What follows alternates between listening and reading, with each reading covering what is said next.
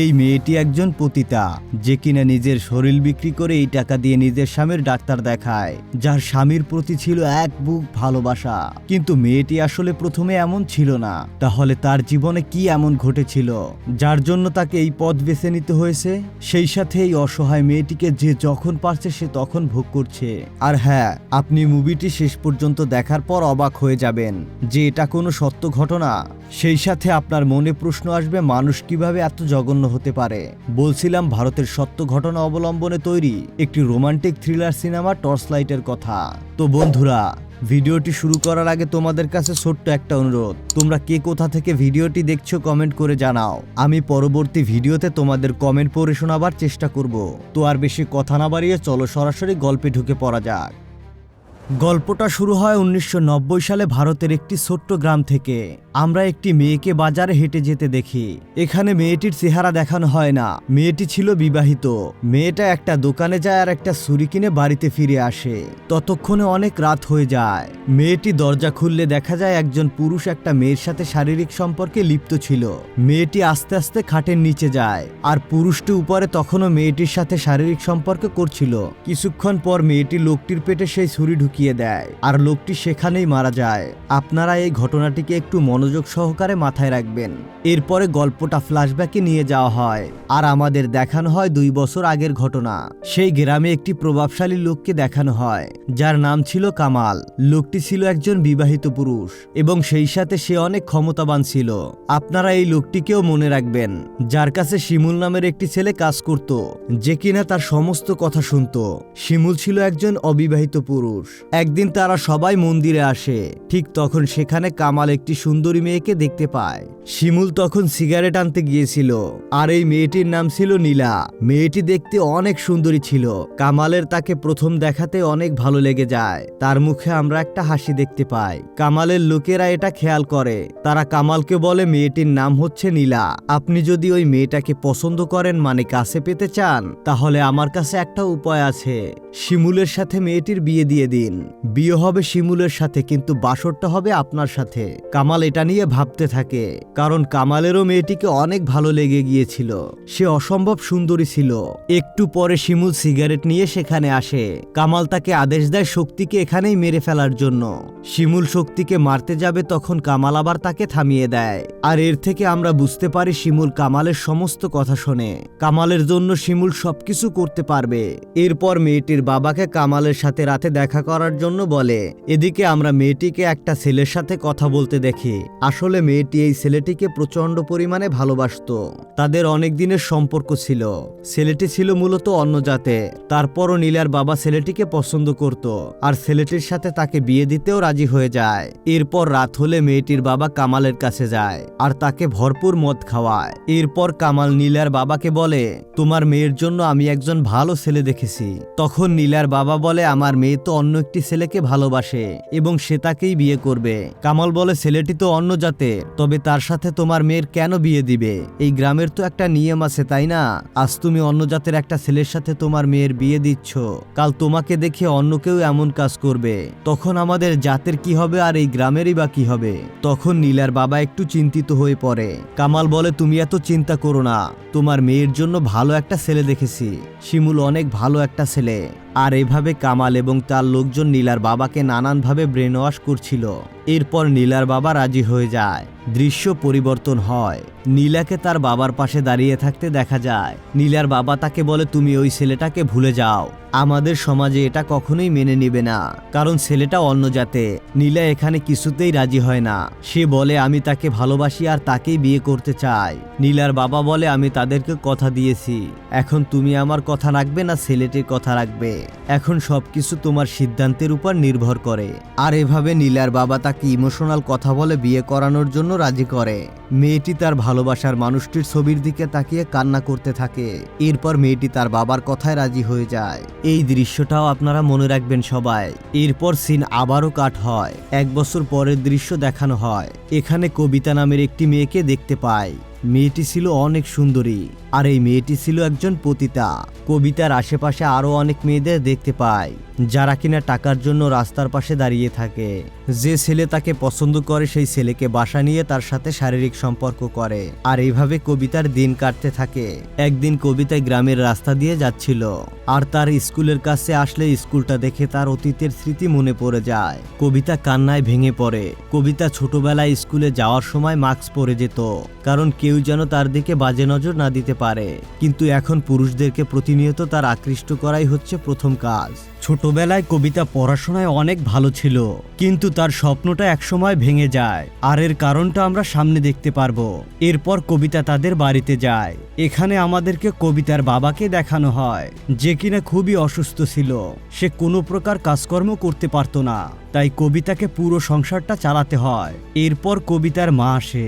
কবিতা তার মাকে কিছু টাকা দেয় আর বাজার দেয়। সে বলে এই টাকা দিয়ে তার বাবা যেন চিকিৎসা করাতে পারে। কবিতার মা কবিতার পেছনে একটা কালো দাগ দেখতে পায়। এসব দেখে তার মা অনেক কষ্ট পায়। আসলে কিছু কাস্টমার আছে যারা মেয়েদেরকে মানুষই মনে করে না, পশুদের মতো করে তাদেরকে ছিঁড়ে খেতে চায়। আর এমনটাই কবিতার সাথে হয়েছে। এরপর সিন কাট হয়। এখানে আমরা বালাম নামে একটি লোককে দেখতে পাই। তার একজন বন্ধু আছে যার নাম চণ্ডী। চণ্ডী সবসময় বালামকে বিয়ে করতে বলে, কারণ বালাম এখন পর্যন্ত বিয়ে করেনি। কিন্তু বালাম বিয়ে করতে রাজি নয়, কারণ সে এখন পর্যন্ত পছন্দ মতো কোনো মেয়েকে খুঁজে পায়নি। এরপর বালাম একদিন বাসে করে কোথাও যাচ্ছিল, তখন সেই বাসে আমরা নীলাকেও দেখতে পাই। আর এটা হলো সেই নীলা। এরপর বাসের মধ্যে দাঁড়িয়ে থাকা একজন লোক নীলার কাছে আসে, তাকে খারাপ নজরে দেখতে থাকে এবং স্পর্শ করার চেষ্টা করে। নীলা একটু বিরক্ত হলেও লোকটাকে কিছু বলে না। আর এরও একটা রহস্য আছে, যা আমরা সামনেই জানতে পারবো। বালাম বসে বসে সব কিছুই দেখতেছিল। বালাম তাকে প্রথম দেখাতেই পছন্দ করে ফেলে এবং সব সময় তার পিছু করতে থাকে। তাকে এক নজর দেখার জন্য সে তার গ্রামে যেত। নীলা একদিন বাজারে আসে কিছু জিনিসপত্র কেনার জন্য। বাজারের পাশে ছিল একটা হাসপাতাল, আর সেখান থেকে কামাল বের হলে দেখা যায় তার হাতে একটা ব্যান্ডেজ করা রয়েছে। তখন নীলা তাকে দেখে অনেক ভয় পেয়ে যায়, আর সেখান থেকে সে দৌড়ে একটা বাসের মধ্যে ওঠে, যেন কামাল কিছুতেই তাকে দেখতে না পায়। এর পরের দিন সকালবেলা বালাম আর চণ্ডী বাস স্ট্যান্ডে দাঁড়িয়ে অপেক্ষা করে নীলার জন্য। এরপর চণ্ডী সিগারেট খেতে গেলে তার সাথে নীলার সাথে দেখা হয় এবং তাদের মধ্যে সেখানে বসে অনেক কথোপকথন হয়। আসলে চণ্ডী নীলাকে আগে থেকেই চিনত। অন্যদিকে বালাম চারদিকে তাকিয়ে নীলাকে খুঁজতে থাকে, আর তখন সে চণ্ডীর সাথে নীলাকে কথা বলতে দেখে। একটু পরে চণ্ডী বালামের কাছে আসলে বালাম তাকে বলে, তুমি যে মেয়েটার সাথে কথা বলছিলে আমি ওই মেয়েটাকে অনেক পছন্দ করি। তখন চণ্ডী বলে, একদম চুপ হয়ে যাও। সে আরো বলে, ওই মেয়েটাকে ভালোবাসা যাবে না, আমার ওই মেয়েটিকে একদমই পছন্দ না। কিন্তু বালাম কিছুতেই কিছু বুঝে উঠতে পারছিল না। পরে বালামকে মন খারাপ করে বসে থাকতে দেখা যায়, আর তার পাশে ছিল তার আঙ্কেল। সে তার আঙ্কেলকে সবকিছু খুলে বলে। সে একটি মেয়েকে অনেক পছন্দ করছিল, কিন্তু চণ্ডী মেয়েটিকে পছন্দ করেনি আর তাকে সামনে আগাতে নিষেধ করে দিয়েছে। ঠিক তখন চণ্ডী সেখানে চলে আসলে বালামের আঙ্কেল তাকে বকাবকি করতে থাকে, বলে বালাম যে মেয়েটাকে পছন্দ করে তার সাথে তার কথা বলার ব্যবস্থা করে দাও। কিন্তু চণ্ডী এতে কিছুতেই রাজি হয় না। তখন তারা দুজন তাকে বোঝানোর চেষ্টা করে। একটা সময় চণ্ডীও রাজি হয়ে বলে ঠিক আছে, কিন্তু সেটা দিনে নয়, আজ রাত্রে, কারণ কথা বলার জন্য শুধু তাকে রাত্রেই পাওয়া যাবে। বালাম এবং তার আঙ্কেল কিছু বুঝে উঠতে পারে না যে চণ্ডী কি বলতে চাইছে। রাত হলে দেখা যায় চণ্ডী তার বন্ধুকে কোথাও একটা নিয়ে যাচ্ছে। এরপর আমরা রাস্তায় কিছু মেয়েদেরকে দেখতে পাই যাদের হাতে টর্চ লাইট ছিল। এরাই হলো সেই পতিতা। সেখানে বালাম নীলাকে দেখতে পায়, আর তাকে দেখে বালাম অবাক হয়ে ভাবতে থাকে সে এখানে কেন। বন্ধুরা, সত্যি বলতে এটা দেখার জন্য আমি নিজেও প্রস্তুত ছিলাম না। আসলে সে একজন পতিতা, কিন্তু কেন, এর রহস্য আমরা মুভির সামনেই জানতে পারবো। এরপর তারা দুজন গাড়ি থেকে নামে। বালাম নীলার দিকে একভাবে তাকিয়ে থাকে। তখন নীলা তার হাত ধরে তাকে একটি ঘরের ভিতরে নিয়ে আসে। বালামকে খাটের উপর বসিয়ে রেখে নীলা তার কাপড় খুলছিল, কিন্তু বালাম উঠে তাকে কাপড় পরিয়ে দেয়। তখন নীলা একটু মন খারাপ করে সেখান থেকে চলে যায়, আর সে মনে মনে ভাবে বালাম হয়তো তাকে পছন্দ করেনি। এদিকে বালাম অনেক দুঃখ পায়, কারণ এটি ছিল তার জীবনের প্রথম ভালোবাসা। আসলে সে মেয়েটিকে অনেক পছন্দ করেছিল এবং ভালোবেসে ফেলেছিল। পরের দিন রাত্রে বালাম আবার নীলার কাছে আসে। তখন নীলা তাকে ইগনোর করে। এরপর বালাম কবিতাকে তার সাথে যেতে বলে। এটা শুনে নীলা খুবই অবাক হয়ে যায়। এরপর কবিতা আর বালাম তারা দুজন বসে গল্প করে, কিন্তু কবিতা ভেবেছিল তার সাথে সে ইন্টিমেট হবে। বালাম কবিতাকে কিছু টাকা দেয় আর নীলার সম্পর্কে জানতে চায়, নীলা কিভাবে এখানে আসলো, কিন্তু কবিতা তার ব্যাপারে কিছুই বলে না আর সে সেখান থেকে চলে যায়। আমরা দেখতে পাই বালাম মন খারাপ করে সেখানে বসে আছে, তবুও বালাম নীলার এই ব্যাপারে জানতেই চায়। যাই হোক, পরের দিন বালাম নীলার বাড়ির সামনে আসে আর নীলাকে দেখতে থাকে। তখন নীলা তাকে দেখে তার কাছে আসে। এরপর বালাম নীলাকে বলে, আমি তোমাকে পছন্দ করি এবং ভালোবাসি। এরপর নীলা তার কথায় একটু বিরক্ত হয়। পরবর্তীতে নীলা তার এখানে আসার সকল ঘটনা বালামকে খুলে বলে। নীলা বলে, আমি অন্য সব মেয়েদের মতো হাসি খুশি ছিলাম। একটা ছেলে আমাকে অনেক ভালোবাসতো, আমিও সেই ছেলেটিকে অনেক ভালোবাসতাম। আমাদের সম্পর্ক সবকিছু ঠিকঠাক ছিল। ফ্যামিলি থেকে আমাদের বিয়ে ঠিক করা হয়েছিল। আমি অনেক খুশি ছিলাম, কিন্তু হঠাৎ আমার বাবা বিয়েটা ক্যান্সেল করে দেয়, কারণ ছেলেটা ছিল অন্য জাতে। এরপর বাবা অন্য একটা ছেলের সাথে আমার বিয়ে ঠিক করে। তখন এক প্রকার বাবার কথা চিন্তা করে আমি বিয়েতে রাজি হয়েছিলাম। পরবর্তীতে শিমুল নামে একটা ছেলের সাথে আমাকে বিয়ে দেওয়া হয়। এরপর আমাদের সংসারটা অনেক ভালোভাবে চলছিল। আমরা দুজনে অনেক হাসি খুশি ছিলাম।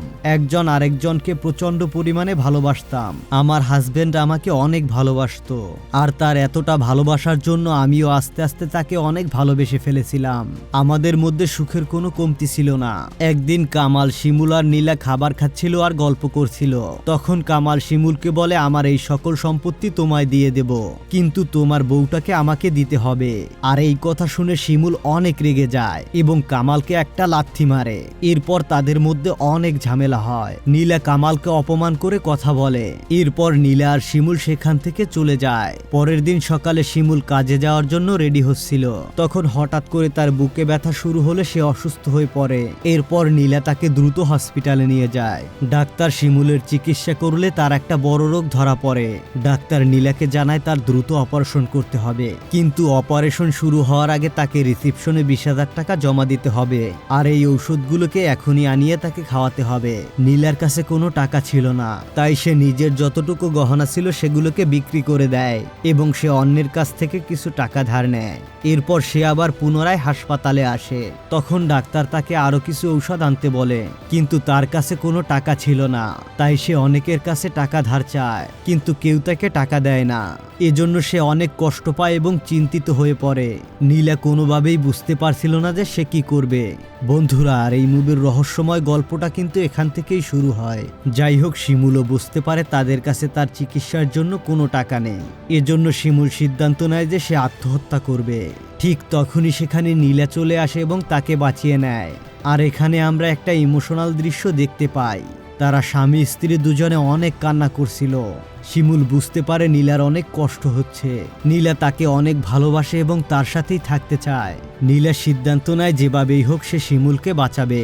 এরপর দেখা যায় নীলা কবিতার কাছে যায়, আর সে কবিতাকে বলে, কবিতা, আমি কুলির কাজ করতে চাই।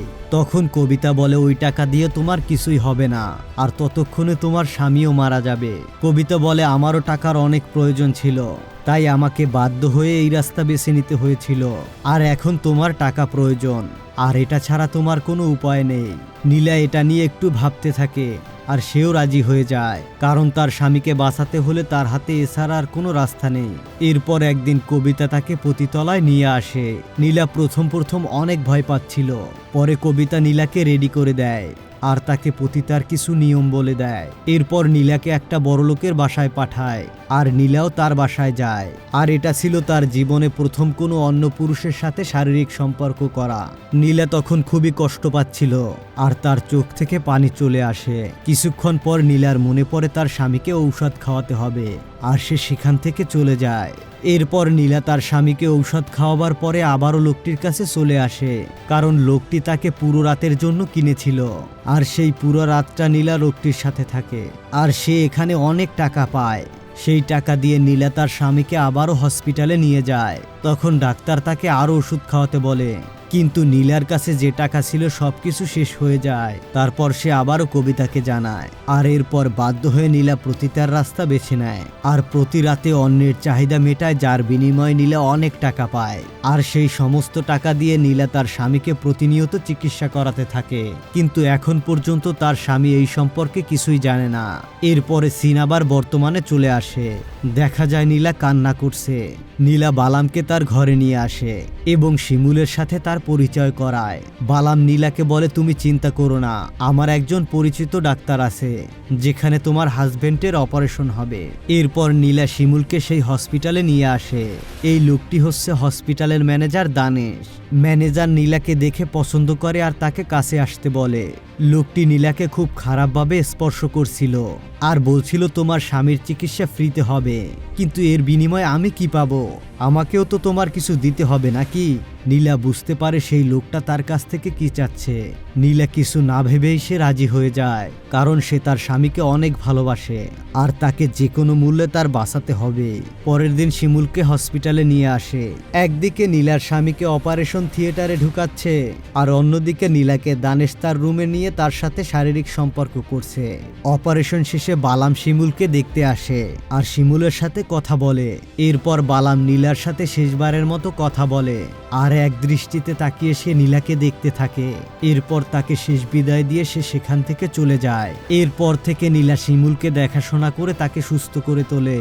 আর এভাবে 1 মাস পার হয়ে গেলে শিমুলও সুস্থ হয়ে যায়। একদিন তারা দুজন বাইরে গেলে নীলাকে একটা লোক দেখে চিনতে পারে আর সে বলে, আজকাল তো তোমাকে দেখাই যায় না, একটা বড় পার্টি আছে যে তোমাকে 1 রাতের জন্য 2000 টাকা দিবে। নীলা লোকটিকে না করে সেখান থেকে চলে যেতে বলে। এখানে শিমুল সবকিছুই বুঝতে পারে যে নীলা পতিতার কাজ করছে আর সেই টাকা দিয়েই তার চিকিৎসা হয়েছে। এটা বুঝতে পেরে সে অনেক রাগ করে। এরপর নীলা আর শিমুল একটা হোটেলে খেতে যায়। সেখানে নীলাকে দেখে একটা বয়স্ক লোক চিনতে পারে আর বলে, আজ রাতে আমি তোমার সাথে দেখা করতে যাব। যেটা শুনে শিমুল সেখান থেকে রাগ করে উঠে চলে যায়, কারণ শিমুল এসব মানতে পারছিল না। একটা পুরুষ কিভাবেই বা মানবে এগুলো, যে তার স্ত্রী অন্য পুরুষের সাথে রাত কাটাবে? এরপর আমরা শিমুলের চোখে পানি দেখতে পাই, মানে শিমুল ও নীলাকে অনেক ভালোবাসে। নীলা শিমুলের কাছে আসে আর তার কাছে ক্ষমা চায়। এরপর রাত হয়। আমরা দেখতে পাই শিমুল একা একা বসে অনেক কান্না করছে। সে বুঝতে পারছে না সে কি করবে। শিমুল মনে করে এতদিন সে অসুস্থ থাকায় নীলা অন্য পুরুষের সাথে শারীরিক সম্পর্ক করে তার শরীরের চাহিদা মিটিয়েছে। এরপর নীলা সিদ্ধান্ত নেয় তারা অন্য একটি গ্রামে চলে যাবে। বাসে যাবার পথে একটা লোক নীলাকে দেখে চিনতে পারে এবং সে তার সাথে আগ বাড়িয়ে কথা বলতে আসে। আর এটা ছিল মূলত নীলার প্রথম কাস্টমার। লোকটি নীলার সাথে কাটানো রাতের কথা বলতে থাকে। এসব শুনে শিমুল রাগ করে বাস থেকে নেমে যায়। নীলাও তখন তার পিছু যেতে থাকে। শিমুল তখন রাগ করে বলে, তুমি নিজের সুখ মেটানোর জন্য কত পুরুষের সাথে শুয়েছ, আর তুমি তো নিজের শারীরিক চাহিদা মেটানোর জন্য সবকিছু করেছ, আর নাম দিয়েছো আমার জন্য সবকিছু করেছ। নীলা তখন কাঁদতে কাঁদতে বলে, সত্যি বলছি, আমি সবকিছু তোমার জন্য করেছি, তোমার চিকিৎসার টাকা জোগাড় করার জন্য করেছি। কিন্তু শিমুল তার কোনো কথাই বিশ্বাস করে না, বরঞ্চ সে তাকে উল্টো অনেক নোংরা নোংরা গালি দেয়। বলে, তুই একটা বাজে মেয়ে, তুই পতিতা, তোর সাথে আমি সংসার করতে পারবো না। এসব শুনে নীলা অনেক কষ্ট পায় এবং কান্না করতে থাকে। আর এসব কথা সহ্য করতে না পেরে নীলা সেখানেই অজ্ঞান হয়ে পড়ে যায়। কিন্তু তার স্বামী তাকে সেখানে ফেলে চলে যায়, একবারও তার কাছে আসে না। আর বন্ধুরা, এই দৃশ্যটা ছিল মনে রাখার মতো। নীলার জ্ঞান ফিরে আসলে সে বাড়িতে চলে আসে। আর এইভাবে অনেক দিন পার হয়ে যায়, কিন্তু শিমুল তার বাড়িতে ফিরে আসে না। নীলা তার জন্য অনেক কষ্ট পাচ্ছিল। এরপর একদিন কবিতা নীলার বাসায় আসে। তাকে বলে, তুমি কষ্ট পেও না, সে একটা পুরুষ মানুষ। সব পুরুষই তার বউকে এমন ভাবে। তোমার স্বামী এখন গ্রামে আছে, তুমি যাও তাকে বোঝানোর চেষ্টা করো, আবারও নতুন করে তোমরা সংসার শুরু করো। নীলা এই কথা শুনে অনেক খুশি হয়ে যায়। এরপর নীলা শিমুলের কাছে যায়। শিমুল নীলাকে দেখে রেগে যায় আর নোংরা ভাষায় গালি দেয়। কিন্তু নীলা তো শিমুলকে ভালোবাসে, এজন্য তাকে বোঝানোর অনেক চেষ্টা করে। সে তার কাছে ক্ষমা চায়। তখনই সেখানে একটা মহিলা আসে, মানে শিমুল আবার নতুন করে বিয়ে করেছে। আর এটা দেখে তো নীলা একদম স্তব্ধ হয়ে যায়। এরপর শিমুল নীলাকে একটা থাপ্পড় মারে আর এখান থেকে চলে যেতে বলে। তখন সেখানে শিমুলের নতুন বউ আসে আর নীলার গায়ে হাত তোলে। তখন নীলা তাকে একটা চড় মারে। এজন্য শিমুল অনেক রাগ করে নীলাকে ধাক্কা মেরে নিচে ফেলে দেয়। তখন নীলা অনেক কান্না করে আর বলে, আমি তোমার স্ত্রী হই, আমি তোমার সাথে থাকতে চাই। আমি তোমাকে অনেক ভালোবাসি শিমুল। তখনই শিমুল তার পেটে একটা লাথি মারে আর সেখান থেকে চলে যায়। এরপর তার নতুন স্ত্রী নীলাকে অনেক মারধর করে তার বাড়ি থেকে বের করে দেয়। নীলা তখন ভাবতে থাকে তার জীবনের কোনো মূল্য নেই, এজন্য সে সিদ্ধান্ত নেয় এখন সে আত্মহত্যা করবে। এরপর নীলা একটা কুয়োর কাছে আসে আত্মহত্যা করার জন্য। তখনই পাশের একটা ঘর থেকে কিছু মানুষের কথা শুনতে পায়। তখন নীলা সেই ঘরের কাছে যায় আর সেখানে গিয়ে শিমুল এবং কামালের দুজনের কথা শুনতে পায়। তখন কামাল শিমুলকে বলে, আমি তোমার সাথে নীলার বিয়ে দিয়েছিলাম, কিন্তু সে এখন পতিতা হয়ে গেছে আর ওর জন্য আমাদের জাতে কলঙ্ক লেগেছে, তাই তুমি ওকে মেরে ফেলো। আর এই সমস্ত কিছু নীলা দাঁড়িয়ে শুনে নেয়। সে বুঝতে পারে কামাল আর শিমুল আবারও এক হয়ে গেছে। তারপর সে বাজারে আসে আর একটা দোকান থেকে ছুরি কেনে, যে দৃশ্যটা আমরা মুভির শুরুতে দেখেছিলাম। এরপর রাতে নীলা তার স্বামীর বাড়িতে যায়। এরপর তার স্বামীর পেটে ছুরি ঢুকিয়ে দেয়। শিমুলের নতুন বউ এটা দেখে ভয় পেয়ে সেখান থেকে পালিয়ে যায়। এরপর নীলা তার স্বামীকে বলে, আমি তোমাকে বাঁচানোর জন্য দিনের পর দিন এগুলো করেছি, কিন্তু তুমি আমাকে উল্টো দোষ দিয়েছো। আর এই কথা বলে নীলা কামালের বাড়িতে চলে আসে। নীলার শরীরের কাপড় সরিয়ে কামালকে কাছে ডাকতে থাকে। কামাল ভেবে নেয় যে নীলা তাকে শারীরিক সম্পর্ক করার জন্য ডাকছে। কামাল তার কাছে আসলে নীলা তার পেটে ছুরি ঢুকিয়ে কামালকে সেখানেই মেরে ফেলে। আর এই ঘটনাটা দিয়ে মুভিটা এখানেই শেষ হয়ে যায়।